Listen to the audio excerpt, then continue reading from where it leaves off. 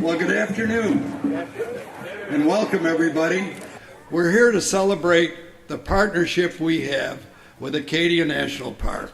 Schoodic Institute is powerfully positioned because of our partnership with Acadia National Park. We face two threats.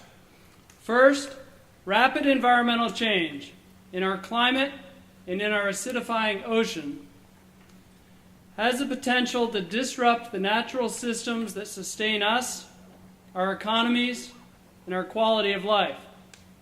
Second, we face the threat of a future in which our population may be ill-prepared to understand and to care for our natural world. Schoodic Institute is addressing these challenges head-on. We are connecting people to nature through science and art. We are engaging citizen scientists of all ages to help gather information vitally needed at Acadia National Park and throughout our region.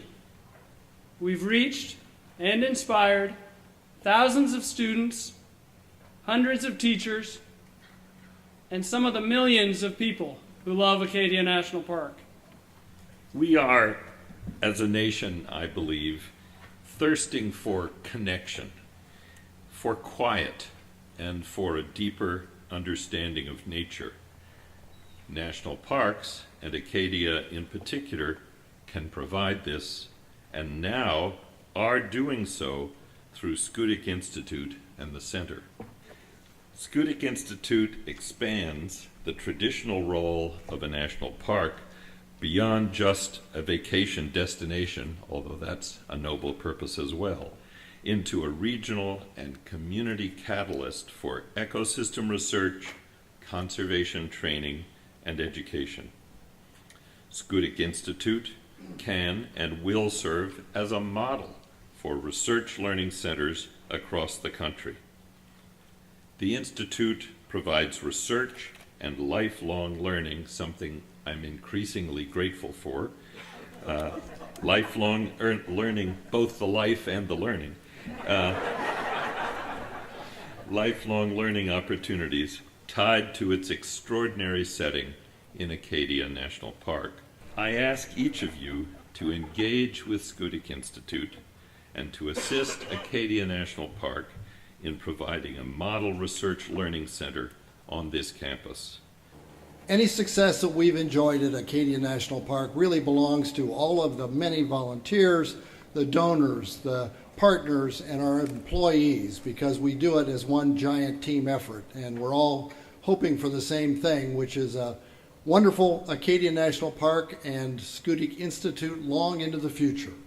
A very important education and research center benefiting not only Acadia but all national parks. And we want to engage the next generation of stewards and people of all ages into research and education related to Acadia. It's an extremely important role. They're going to help us manage into the future with this rapidly changing climate. And it's really going to depend, success is going to depend on bringing more and more partners here, more and more educators and researchers to help us move into the future. The reason we're here today is because what's been touched on earlier of the fabulous leadership, the groundbreaking work you're doing here, and the entrepreneurial thinking that's taking place. And the only thing that's missing right now is the rest of you. You have a great opportunity here with this great facility that runs these wonderful programs at Schoodic. You have one of the best parks in the world. We are recognizing, and have recognized for some time, and I think even more now, that our national parks are incredibly important for a variety of reasons. And I personally have seen the impacts of climate change in my career. And certainly the acidification of the ocean that poses an extraordinary threat to all those little animals out there that require a certain pH in order to create their shells. If we're going to be making decisions about the future of these places, we need to have the best available science to guide those decisions.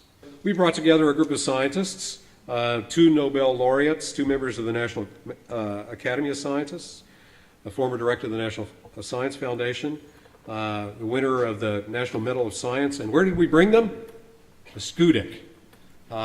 We brought them here and they sat out on the deck and began to think about the planning for the future of our national parks.